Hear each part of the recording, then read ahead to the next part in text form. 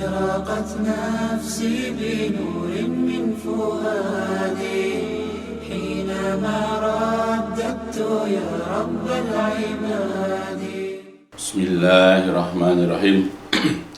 إن الحمد لله نحمده ونستعينه ونستغفره ونعوذ بالله من شرور أنفسنا ومن سيئات أعمالنا. من يهده الله فلا مضل له ومن يضلل فلا هادي له. أشهد أن لا إله إلا الله وحده لا شريك له وأشهد أن محمدا عبده ورسوله. اللهم صل على محمد وعلى آل محمد كما صليت على إبراهيم وعلى آل إبراهيم إنك حميد مجيد. Allahumma barik ala Muhammadin wa ala ali Muhammad kama barakta ala Ibrahim wa ala ali Ibrahim innaka hamidum majid. Amma ba'd, fa inna asdaqal hadis kitabullah wa khairal hadi hadi Muhammadin sallallahu alaihi wasallam wa syarrul umuri muhdasatuha fa inna kulla muhdasatin bid'ah wa kulla bid'atin dolalah wa kulla dolalatin finnar. Alhamdulillah kita bisa melanjutkan sedikit pengajaran tentang kitab Al-Kabair, yaitu dosa-dosa besar. Jadi yang telah lalu sudah jelaskan tentang dosa besar hati. Yang pertama adalah penjelasan tentang kibar, sifat sombong ya. Jadi yang namanya dosa-dosa besar itu tidak hanya dapat dikerjakan oleh anggota-anggota tubuh ya ataupun lahiriah dari seseorang, apakah itu berupa tangan, kaki, kemaluan ataupun mulut segala macam ya. Tetapi dosa besar itu bisa juga dilakukan oleh apa yang ada dalam hati. Seperti sombong. Sombong itu adanya di dalam hati. Ya walaupun orang misalnya tidak menampakkan kesombongan dengan kata-katanya, ya tidak menampakkan sombong dengan sikap perbuatannya, tapi kalau dalam hati itu ada kesombongan, dia meremehkan ayat-ayat yang disampaikan kepada dia, dia menganggap sepele hadis-hadis yang disampaikan kepada dia, dan dia juga menganggap remeh orang yang menyampaikan kebenaran kepada dia, itu adalah merupakan sifat sombong. Ya seperti sudah jelaskan ya. Ya. Nah, begitu juga sekarang ya, karena ini memang babnya. Ya walaupun pernah menjelaskan sedikit tentang hal ini, tapi kita jelaskan karena memang masuk dalam bahagian daripada kitab ini, yaitu tentang babu zikril ujub ya, bab tentang menyebutkan dosa besar ujub ya. Jadi ujub juga adalah merupakan salah satu dosa besar yang terletak di dalam hati seseorang ya. Makanya kita jauhkanlah ya dari perasaan-perasaan yang dapat menyebabkan kita itu jatuh ke dalam perbuatan dosa besar, yaitu diantaranya ujub ya, atau dalam istilah yang lain ijabul mar'i binafsi ya, orang yang merasa kagum terhadap dirinya sendiri. Bahkan di dalam hadis Nabi pernah mengatakan salasun muhlikat, ada 3 hal yang membinasakan, yaitu hawa nafsu yang diikuti, kemudian kekikiran yang dipatuhi, dan yang ketiga ini kita ambil ijabul mar'i binafsi, yaitu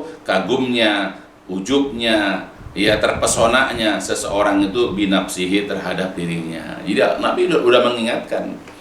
Dan bahkan kalau di dalam buku ini pun dalam bagian hadis terakhir sedikit ya, jadi kita ini dikatakan di situ walil Baihaqi, dan bagi Imam Al-Baihaqi an Anasin, dari Anas radhiyallahu an marfu'an, hadisnya secara marfu atau Nabi yang mengatakannya, Nabi yang menyabdakannya. Kata beliau ya, kata Rasulullah, lau lam tudnibu la khiftu alaikum ma huwa asyaddu min dalik al-ujub ya.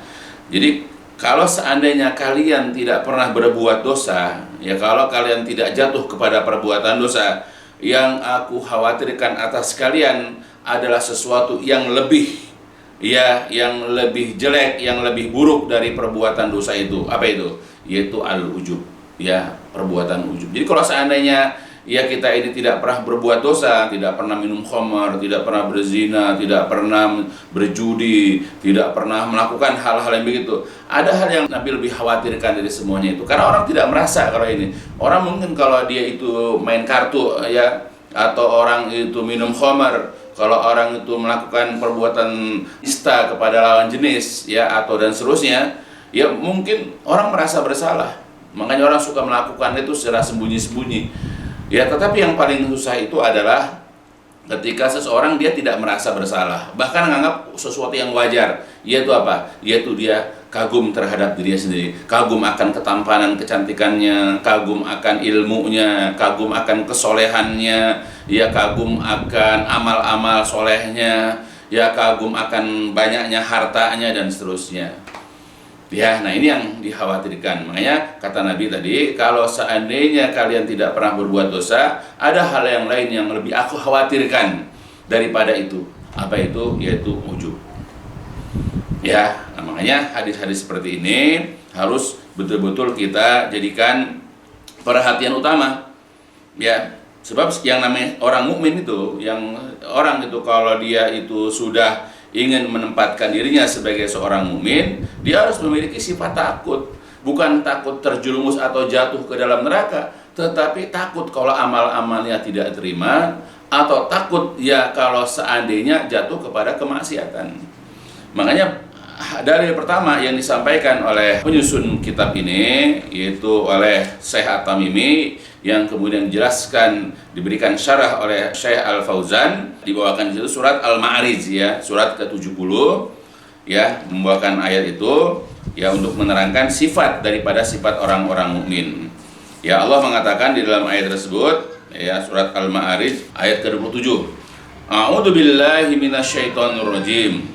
Walladzina hum min 'adzabi rabbihim musyfikun. Inna 'adzaba rabbihim ghairu ma'mun. Ya, siapakah orang-orang yang beriman? Dalam ayat ini disebutkan, dijelaskan sifatnya, bahkan nanti dijanjikan oleh Allah dalam ayat 35 sebagai ya para penghuni surga yang diberikan kemuliaan. Nah, salah satu sifat orang mukmin adalah yaitu orang-orang yang ya walladzina dan orang-orang yang hum mereka itu min dari azabi azab rabbihim, azab rob mereka musyfikun, mereka takut. Jadi orang-orang beriman adalah orang yang takut terhadap azab rob mereka. Inna azab rabbihim, karena sesungguhnya azab rob mereka itu memang ghairu ma'mun, ya tidak merasa aman. Ya, gitu. Jadi yang kita ambil dalam ayat ini bahwa sifat orang-orang mukmin itu adalah orang yang takut terhadap azab Allah. Nah, bagaimana kita? Takut gak kita dimasukkan ke dalam neraka gara-gara lidah kita membicarakan keburukan orang, mencela orang, mencaci maki orang, berkata-kata yang tidak baik dan seterusnya? Takut gak kita dimasukkan ke neraka gara-gara lidah kita? Takut gak kita ini dimasukkan ke dalam neraka gara-gara tangan kita, karena kita memukul orang, mencuri harta orang, membunuh orang dan seterusnya? Begitu juga yang lain-lain. Nah, kalau kita takut dimasukkan ke dalam neraka karena semua perbuatan dosa kita, ya jangan melakukan hal-hal yang dilarang tadi. Jangan jatuh ke dalam perbuatan dosa. Begitu juga kalau kita takut, kalau kita khawatir akan mendapatkan azab Allah, ya azab Rabb ya, maka jaga hati kita. Ya jangan sampai memiliki sifat sombong misalnya. Sekarang juga begitu. Jauhkan diri kita dari sifat ujub. Ya, karena ujub itu adalah salah satu dari 3 perkara yang membinasakan. Bahkan Nabi lebih mengkhawatirkan ya terhadap sifat ujub ini. Ya, nah makanya kita sebagai seorang mukmin tadi, ya kita bukan hanya membersihkan anggota-anggota tubuh kita atau amalan-amalan lahiriah kita itu dari perbuatan dosa-dosa besar, tetapi juga ya amalan-amalan batiniah kita. Hati kita bersihkan dari berbagai macam dosa-dosa besar. Ya. Bahkan dalam ayat yang lain, dalam surat Al-Mu'minun, ya, ayat ini banyak dijelaskan oleh para ulama, yaitu dalam Al-Quran surat 23 ayat 60, A'udzu billahi minasyaitonir rajim, walladzina yu'tuna ma ataw wa qulubuhum wajilatun annahum ila rabbihim raji'un. Dan orang-orang yang memberikan apa yang mereka telah berikan, sedangkan hati mereka dalam keadaan takut bahwasanya mereka nanti akan kembali kepada Rabb mereka. Ya, jadi ketika ayat ini turun, ketika ayat ini diterangkan oleh Rasulullah ya kepada umatnya, ya bahwa orang-orang yang beriman adalah orang-orang yang memberi ya apa yang mereka beri, ya mereka bersedekah misalnya, membantu orang dan seterusnya, tetapi hati mereka itu takut. Nah, kemudian bertanyalah Aisyah radhiyallahu anha, istri Nabi SAW, ya, kepada Rasulullah. Jadi Aisyah radhiyallahu anha bertanya kepada Rasulullah, "Ya Rasulullah, ahumul ladina yashrabunal khamra wa yasrikun?" Ya Rasulullah, apakah mereka orang-orang tersebut, ya, yang hati mereka takut itu, mereka adalah orang-orang yang minum khamr wa yasrikun, dan mereka adalah orang yang mencuri? Qala, Nabi menjawab, "La, bukan. Ya bintas Siddiq, wahai putrinya Abu Bakar, wahai putrinya As-Siddiq." Ya, bukan, wahai Aisyah, putrinya As-Siddiq. Walakinnahum, tetapi mereka itu adalah alladina, orang-orang yang yasumun, orang-orang yang mengerjakan saum atau puasa, wa yusallun, dan mereka juga sholat, wa yatasaddaqun, dan mereka bersedekah, tetapi wa yakhafuna, mereka takut alla yuqbala minhum, bahwa tidak akan diterima amal-amal dari mereka. Ulaika, mereka itu adalah alladina, orang-orang yang yusari'una fil khairat, mereka itu adalah orang-orang yang bersegera dalam mengerjakan kebaikan-kebaikan. Dalam riwayat yang lain dikatakan, walakinnahul ladzi yusalli wa yasumu wa yatasaddaqu wa huwa yakhafullah. Orang itu adalah orang yang mengerjakan sholat, berpuasa, bersedekah, tetapi dalam kondisi takut kepada Allah. Ya, jadi orang-orang itu bukan orang yang takut dalam arti ketika berbuat maksiat takut azab Allah. Kalau itu udah normal, biasa. Ya, jadi kalau kita kenapa tidak minum khamar, kenapa kita tidak mencuri, kenapa kita tidak membunuh orang, kenapa tidak korupsi, kenapa kita tidak membela kebatilan, kenapa kita tidak berada di jajaran ya para kaum liberal, ya kaum anti-Islam, apakah itu komunis, siapapun mereka, ya. Tetapi yang dikatakan orang mukmin yang lebih ini lagi adalah pemahamannya adalah orang yang ketika orang itu mengerjakan kebaikan-kebaikan, apakah dia sholat, apakah dia berpuasa, apakah dia bersedekah, atau juga mungkin melakukan ibadah haji atau umrah, atau berbakti kepada kedua orang tuanya, ya, atau mempelajari ilmu agama, atau mengajarkan ilmu agama, mengajarkan Al-Quran dan Sunnah kepada orang, tetapi dalam kondisi takut kepada Allah. Apa itu? Takut amal-amalnya tidak diterima. Jadi kalau orang takut dari perbuatan maksiat itu ya wajar. Tapi kalau kita mengerjakan kebaikan lalu ada rasa khawatir dalam diri kita bahwasanya nanti khawatir amal kita tidak terima, ya ini luar biasa. Ya, makanya menjaga amal itu ya adalah merupakan suatu kewajiban. Mungkin mengerjakan sholat orang mudah melakukannya, bersedekah mungkin mudah. Ya, banyak orang mengerjakan ibadah haji umroh itu mudah karena banyaknya rezeki mereka, bahkan membangun masjid, ya gitu. Tetapi menjaga amal supaya tidak hapus, supaya tidak batal, ini yang sulit. Ya, makanya harus ada khawatir dalam diri kita, bukan hanya khawatir terhadap perbuatan maksiat, tetapi kita juga khawatir terhadap amal-amal soleh kita. Kenapa? Karena takut tidak dikabulkan, tidak diterima, tidak dibalas dengan kebaikan oleh Allah. Nah, nanti salah satu penyebabnya itu adalah karena ujubnya itu. Ya, makanya jaga. Salah satu yang bisa menggugurkan, salah satu yang bisa menghapus kebaikan-kebaikan kita itu adalah ujub tadi. Karena kita kagum kita bisa misalnya haji setiap 5 tahun sekali, umroh setiap tahun, kita mampu bersedekah, kita mampu menghafal Quran dalam waktu sekian, kita mampu mendebat orang sehingga orang keok misalnya, kita mampu berdakwah ke sana kemari, bahkan banyak jamaah pengajian kita dan seterusnya. Ya, bukan itu. Ya, itu yang malah bisa menyebabkan gugurnya pahala-pahala kebaikan yang kita kerjakan gara-gara kita kagum ya dengan apa yang tadi kita kerjakan di sini. Sama seperti juga pernah dikatakan oleh seorang ulama salaf yaitu Ibnu Mubarak, ya rahimahullah, kata dia, wala a'lamu fil musallin syai'an syarum minal ujub, ya. Jadi kata beliau, aku tidak mengetahui bagi orang-orang yang sholat sesuatu yang lebih jelek, sesuatu yang lebih buruk daripada ujub.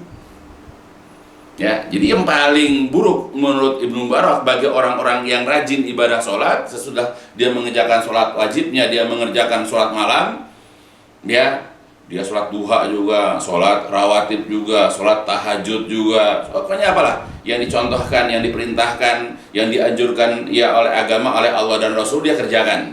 Nah, yang dikhawatirkan oleh Ibnu Mubarak, ya ini juga yang dikhawatirkan oleh kaum salaf, orang-orang dahulu itu sifat ujub itu. Karena ujub itu bisa menghapuskan pahala sholat.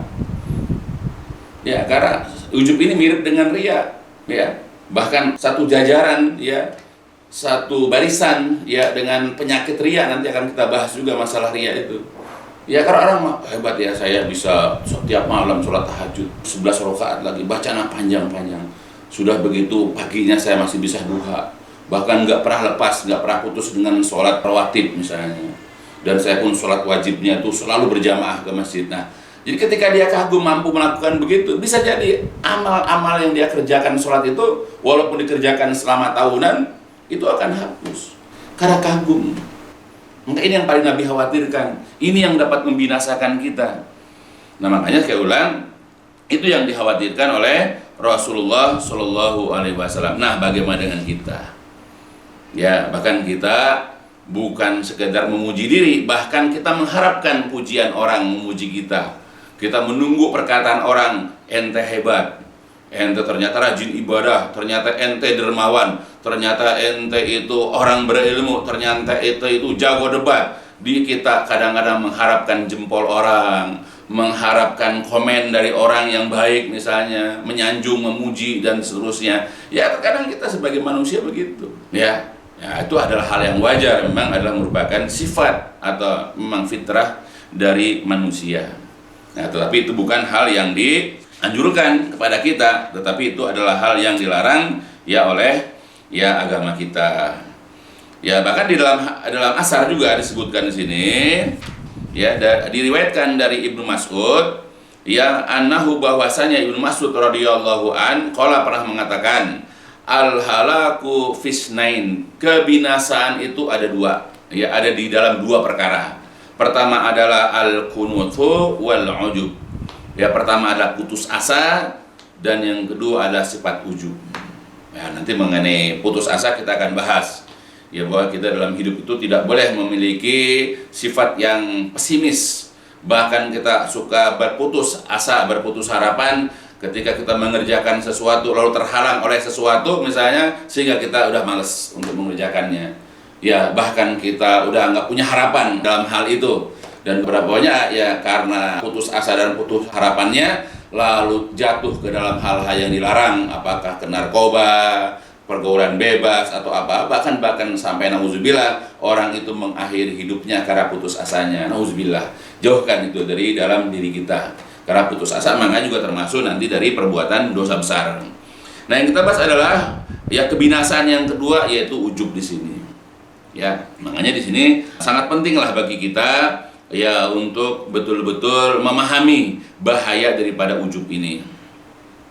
Nah, sebagaimana bahwasanya seseorang itu tidak pantas ya merasa ujub ya dengan perbuatannya, ya nggak pantas bagi kita kagum dengan diri kita sendiri, ya. Dan kemudian dia beriktikad bahwasanya dia mengerjakan perbuatan-perbuatan ya dari ketaatan dan mengerjakan amal-amal soleh, ya. Jadi dia ujub, ya, meyakini bahwa dia mampu mengerjakan, dia mampu melaksanakan ya ketaatan-ketaatan dan amal-amal soleh. Biasanya orang kalau ujub dalam hal ini adalah dalam kebaikan, dalam amal soleh.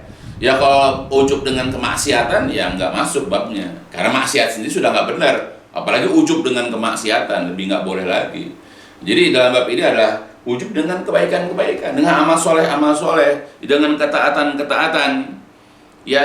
Nah itu, maka orang-orang yang begini tidak akan merasa aman dari azab Allah, ya. Oleh karena itulah yang paling utama bagi seseorang itu adalah menghimpun dua perkara ini secara bersama-sama. Jadi buat kita sebagai seorang mukmin, ketika ingin menempatkan diri kita sebagai seorang mukmin, hendaklah dua perkara ini ya ada dalam diri kita. Apa itu? Atam'u fi rahmatillah. Kita hendaklah berkeinginan keras, mempunyai kemauan kuat untuk mendapatkan rahmat Allah. Yang kedua, wal khauf min azabi, yaitu takut terhadap azab Allah. Jadi pikirkan itu aja. Ya, jadi yang ada di benak kita ketika kita ini mengerjakan ketaatan-ketaatan tadi, mengerjakan amal-amal soleh tadi, yang ada di benak kita itu dengan amalan kita itu, ya apa yang kita harapkan tadi, apa yang kita tamakkan tadi, apa yang kita inginkan. Ya tentu pahala-pahala kebaikan. Walaupun orang tidak memberikan ganjaran kebaikan kepada kita, nggak masalah. Walaupun orang nggak memuji, orang tidak membalas, nggak masalah. Yang penting dengan perbuatan saya, sholat saya, walaupun orang lain nggak tahu, dengan sedekah saya, dengan ngajar ngaji saya, dengan kita belajar ngaji dan seterusnya, ya yang diharapkan adalah rahmat Allah. Biarkan orang tidak tahu, biarkan tersembunyi amal kita sampai kita mati. Dan yang kedua adalah takut dari azab Allah. Ya, karena kita khawatir capek-capek kita beramal, capek-capek kita sholat masih juga mendapatkan azab Allah. Nanti dalam bab Riyah ada kisah 3 orang yang mengerjakan amal soleh, satu berjihad sampai terbunuh, yang kedua orang yang belajar atau mengajarkan ilmu, dan ketiga orang yang suka bersedekah atau berinfak. Ya, tapi karena salah dalam niat, ya bukan karena Allah, tetapi ingin mendapatkan julukan-julukan di dunia ini dari seorang yang pemberani atau pejuang, ingin disebut sebagai seorang yang alim atau seorang qori, ya, atau ingin disebut sebagai seorang dermawan, karena memang tujuannya tidak ikhlas, ya, tetapi dengan tujuan mendapatkan sanjungan, ya maka akan sia-sialah kebaikan-kebaikan yang dia kerjakan. Nah, itu. Jadi kita orang tidak memuji tidak masalah. Nah, maka kenapa ketika orang-orang tidak memuji kita, kita malah memuji diri sendiri, coba? Nggak pantas kita memuji diri sendiri. Nggak pantas kita kagum, ya kita terpesona dengan amal-amal kita. Ya harusnya kita ini ketika memandang diri kita itu masih banyak kekurangan, masih banyak kesalahan. Ya, maka dengan memandang begitu, kita akan senantiasa ya dapat memperbaiki diri dan selalu dapat memperbaiki diri. Nah, oleh itulah juga di dalam hadis selanjutnya di sini, ya di dalam hadis ini hal-hal yang bisa mendatangkan kita nanti kagum dengan diri kita sendiri itu harus kita jauhi. Ya, jadi banyak hal yang dapat menyebabkan kita kagum, kita dapat ujub dengan diri kita sendiri. Nah, hal-hal yang seperti ini harus kita jauhkan. Misalnya dalam hadis di sini dari Abi Bakrah radhiyallahu an, anna rajulan dzukira inda Nabi sallallahu alaihi wasallam fa asnaihi rajulun khairan. Jadi dari Abi Bakrah radhiyallahu an bahwa ada seseorang pernah disebutkan di sisi Nabi sallallahu alaihi wasallam akan kebaikannya. Lalu ada orang lain memuji orang itu dengan kebaikan. Nah, gitu ya. Jadi Nabi ada di suatu tempat, lalu ada seseorang memuji orang lain dengan kebaikan-kebaikan. Faqala, maka bersabdalah Nabi. Jadi ketika dia mendengar ada orang memuji orang lain di tempat itu, Nabi mengatakan, waihaka qata'ta unuqa sahibika, celakalah engkau telah menyembelih, engkau telah memotong leher saudaramu. Raddadahu miraran, Nabi mengulang kata-kata itu berkali-kali. Summa qala, kemudian Nabi bersabda, in kana ahadukum madihan, kalau seandainya seseorang di antara kalian memuji, tidak boleh tidak harus memuji, ya. Fal yakul, hendaklah dia mengatakan, ahsibuhu kada wa kada, aku kira orang itu begini-begini. Jadi bukan langsung to the point kita mengatakan si fulan dermawan, si fulan rajin ini rajin, itu bukan. Tetapi ahsibuhu, aku mengira, aku menduga, menurut saya, sepengetahuan saya, gitu. Ya, jadi kita masih menduga-duga. In kana yara annahu kadzalika, tetapi syaratnya jika dia melihat bahwasanya dia seperti itu. Tapi kalau dia berdusta, dia nggak pernah lihat, dia tidak tahu, dia puji-puji, jelas tidak boleh. Berarti dia sudah berdusta. Tapi kalau emang dia lihat orangnya baik, ya itu pun tidak boleh mengatakan dia dermawan. Tapi kita hanya mengatakan menurut saya, menurut dugaan saya, dia memang orang yang dermawan. Kalau tidak boleh tidak. Tapi sebaiknya hindari. Karena kata Nabi tadi dikatakan, in kana ahadukum madihan la mahalah. Sesungguhnya jika seseorang di antara kalian tidak boleh tidak harus memuji, nah, jadi kita yang akhirnya memuji juga itu. Wahasibuhu, ya wahasibuhu Allah, dan yang berhak menilai itu adalah Allah. Wala uzaki 'alallahi, dan aku sekali-kali tidak akan mencucikan dan aku tidak akan memuji seseorang atas nama Allah Subhanahu wa taala. Ya, jadi itu Nabi mengatakan bahwa dia tidak akan memuji seseorang pun ya atas Allah. Ya, bayangkan Nabi aja begitu. Walaupun ternyata di dalam beberapa riwayat tentu dengan seizin Allah, ya Nabi SAW memuji beberapa sahabat Nabi, apakah Abu Bakar, apakah Umar dan yang lain-lainnya. Ya, karena itu tidak boleh, tidak. Ya, atau di dalam riwayat yang lain, ya dalam hadis dikatakan kata Nabi, amarona Rasulullah sallallahu alaihi wasallam an nahsiya fi wujuhil maddahin at-turab. Bahwasanya Rasulullah SAW menyuruh kepada kami untuk menyiramkan kepada wajah orang-orang yang suka memuji itu at-turab, yaitu debu. Nah, jadi kalau andai kata ada orang memuji kita dengan pujian-pujian yang berlebih-lebihan, ambil pasir, ambil debu, siramkan ke dia. Kenapa? Sebab kalau kita biarkan dia memuji kita, maka nanti kita akan merasa suci, kita merasa baik. Nah, perasaan baik ini yang nanti akan menimbulkan ujub. Kita jadi GR. Karena apa? Manusia itu sifatnya lemah. Ya, jadi jangan kita coba-coba, jangan kita nguji diri sendiri, jangan. Ya, sebagai manusia kita, walaupun iman kita kuat, walaupun ilmu kita sudah banyak, kalau kita dipuji-puji orang, nah kelihatan asli kita adalah lemah. Kita biasanya akan terangkat, kita akan bangga, kita akan GR, dan efeknya nanti kita akan merendahkan orang. Ya, karena orang di sekitar kita muji-muji, berarti kita udah paling suci, kita udah paling berilmu, kita udah paling hebat. Akhirnya kita akan merendahkan orang. Ya, li'annahu idza mudiha fi wajhi kana dalika sababan lidukhulil ujbi ila nafsi. Ya, karena apabila dia dipuji di depan dirinya, pada wajahnya, itulah yang menjadi penyebab, karena dalika yang demikian itu menjadi penyebab lidukhulil ujbi, masuknya ujub ke dalam dirinya. Nah, itu. Ya kita kan merasakan ya, kalau andai kata kita bersama orang-orang, lalu tiba-tiba ada orang muji kita, ya kan, ya timbul ujub. Nah iya, ternyata begitu saya menurut penilaian orang. Gitu. Akhirnya dia merasa besar, dan akhirnya yang lebih parah lagi nanti kalau sudah ada meremehkan orang, sudah jatuh ke dalam sifat sombong. Ujub itu bisa menyeret kepada perbuatan yang lain, yaitu sombong tadi. Ya, maka jauhilah sifat ujub. Makanya hal-hal yang bisa mendatangkan sifat ujub itu, maka jauhi. Ya, makanya juga Umar bin Khattab pernah mengatakan, ya dalam masalah pujian ini, al-madhu huwa dzabhu. Jadi yang namanya pujian itu sebetulnya penyembelihan. Ya, pemotongan. Jadi kita kalau udah nggak berkutik udah. Ya, seperti binatang aja, kalau udah dijegal, udah tinggal disembelih, udah nggak bisa ngapa-ngapain. Apalagi kalau sudah dipotong, terkulai dia. Kita juga kalau udah dipuji-puji, ya udah nggak berdaya, udah terkulai. Ya, kita terpesona dengan pujian-pujian orang, kita kagum dengan pujian-pujian orang. Nah, disitulah akhirnya kita merasa diri kita sudah baik. Nah, makanya hal-hal yang dapat menyebabkan ya kita jatuh ke dalam perbuatan ini hendaklah kita jauhi. Ya, karena memang ini adalah hal yang sangat rawan buat kita. Ya, maka tanamkanlah terus ya bahwa kita beramal itu bukan mengharapkan dipuji orang, ya, dan juga bukan kita untuk memuji diri kita sendiri. Ya, itu. Banyaklah hadis-hadis seperti ini juga di dalam yang lain. Begitu juga dalam hadis yang lain, ya, di dalam kitab ini juga.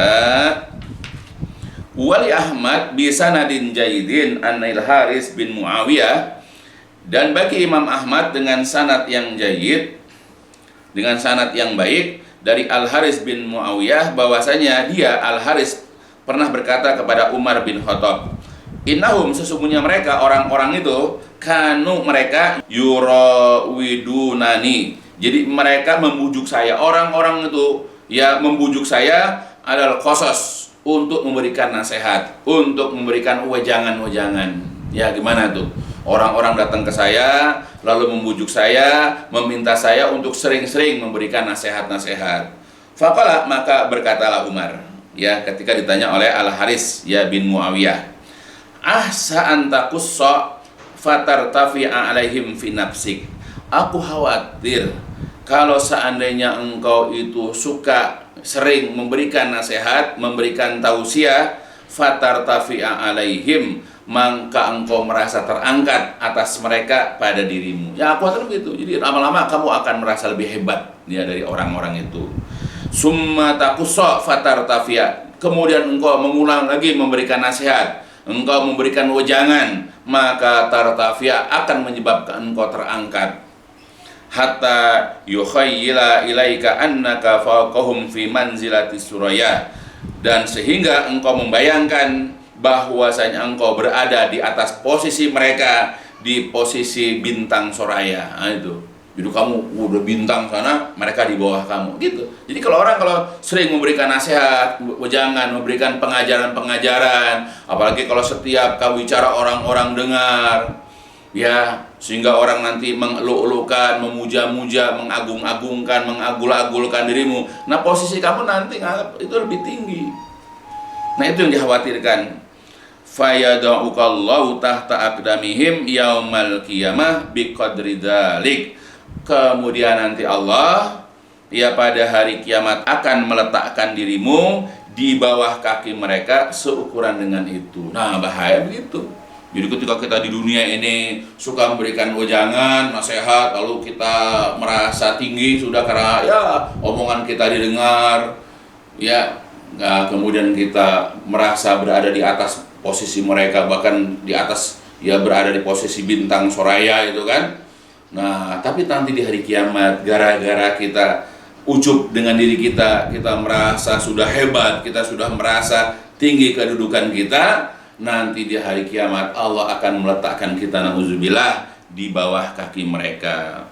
Maka sebab itu diharapkan kepada para dai, para pemberi nasihat untuk dapat merasakan hal yang seperti ini, bahwasanya jangan sampai penyakit ujub ya menimpa ya atau mengenai mereka dengan ucapan-ucapan mereka, dengan uslub pengajaran mereka, baik itu dalam khutbah, dalam ceramah, dalam pemberian nasihat, ya, dan juga dengan sebab orang-orang menerima omongan, dakwah, seruan mereka, dan kemudian juga dengan sebab banyak orang-orang yang hadir di sisi mereka, ya, alaihim iltizam bitahali wa tawaddu. Bahkan mereka melazimkan, ya, membiasakan dan berhias ya dengan tawadu ya. Jadi kalau bisa itu kita itu ketika berhadapan dengan orang-orang itu hiasi diri kita itu dengan sifat tawadu.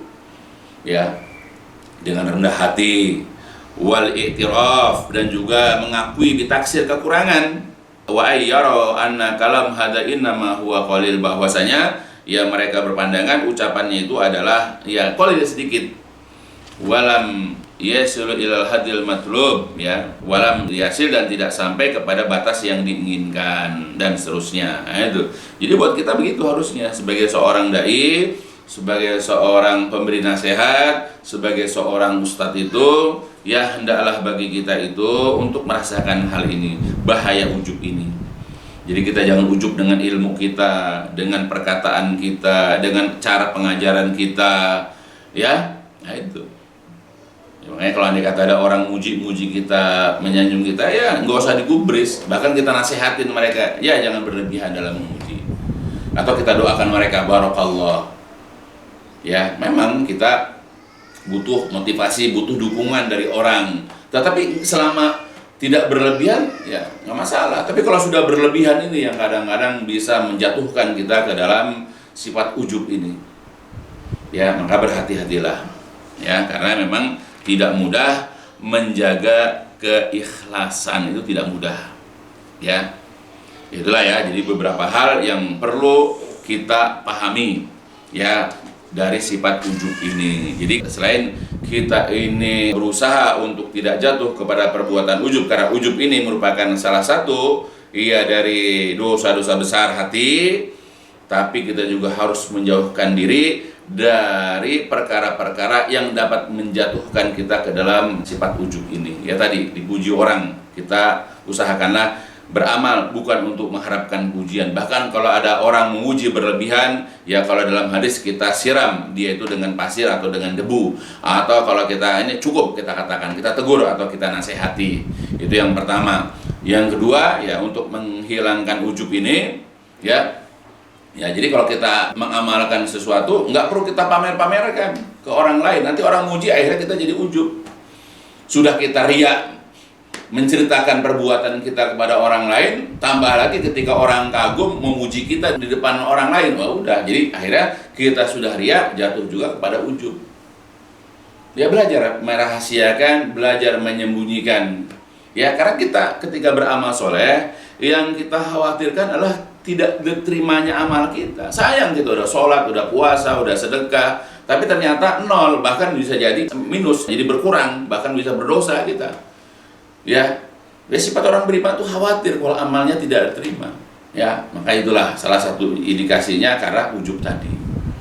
Ya, maka jauhilah itu. Ya, mudah-mudahan lah apa yang dijelaskan, walaupun tidak seluruh dari kitab syarah ini dijelaskan, ya, tapi mudah-mudahan sementara bisa menjelaskan tambahan dari apa yang saya telah jelaskan dulu mengenai ujub ini. Ya, mudah-mudahan ya dengan begini usahakanlah kita untuk terus menimba ilmu, terus menguatkan keimanan dan keikhlasan, kemudian terus juga untuk mengerjakan amal-amal soleh, dan yang penting adalah bukan hanya sekedar itu, tetapi senantiasa kita menjaga, kita memelihara ya amal-amal kita ini tidak hilang, tidak hapus, ya, atau tidak menjadi batal. Dengan cara apa tadi? Jauhi hal-hal yang dapat membatalkan ya daripada amal-amal soleh kita. Nah, salah satunya adalah yaitu sifat ujub ini.